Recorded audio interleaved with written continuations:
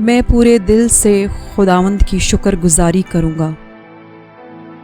میں تیرے سب عجیب کاموں کا بیان کروں گا۔ میں تجھ میں خوشی مناؤں گا اور مسرور ہوں گا۔ اے حق تعالیٰ، میں تیری ستائش کروں گا۔ جب میرے دشمن پیچھے ہٹتے ہیں تو تیری حضوری کے سبب سے لرزش کھاتے اور ہلاک ہو جاتے ہیں، کیونکہ تو نے میرے حق کی اور میرے معاملہ کی تائید کی ہے۔ تو نے تخت پر بیٹھ کر صداقت سے انصاف کیا۔ تو نے قوموں کو جھڑکا، تو نے شریروں کو ہلاک کیا ہے۔ تو نے ان کا نام عبدالآباد کے لیے مٹا ڈالا ہے۔ دشمن تمام ہوئے، وہ ہمیشہ کے لیے برباد ہو گئے، اور جن شہروں کو تو نے ڈھا دیا ان کی یادگار تک مٹ گئی۔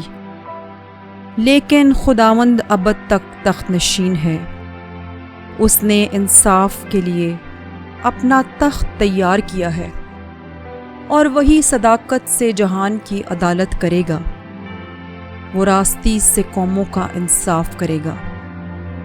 خداوند مظلوموں کے لیے اونچا برج ہوگا، مصیبت کے ایام میں اونچا برج، اور وہ جو تیرا نام جانتے ہیں تجھ پر توکل کریں گے، کیونکہ اے خداوند تو نے اپنے طالبوں کو ترک نہیں کیا ہے۔ خداوند کی ستائش کرو جو صیون میں رہتا ہے، لوگوں کے درمیان اس کے کاموں کو بیان کرو، کیونکہ خون کی پرسش کرنے والا ان کو یاد رکھتا ہے۔ وہ غریبوں کی فریاد کو نہیں بھولتا۔ اے خداوند مجھ پر رحم کر، تو جو موت کے پھاٹکوں سے مجھے اٹھاتا ہے۔ میرے اس دکھ کو دیکھ جو میرے نفرت کرنے والوں کی طرف سے ہے، تاکہ میں تیری کامل ستائش کا اظہار کروں۔ صیون کی بیٹی کے پھاٹکوں پر میں تیری نجات سے شادمان ہوں گا۔ قومیں خود اس گڑھے میں گری ہیں جسے انہوں نے کھودا تھا۔ جو جال انہوں نے لگایا تھا اس میں انہی کا پاؤں پھنسا۔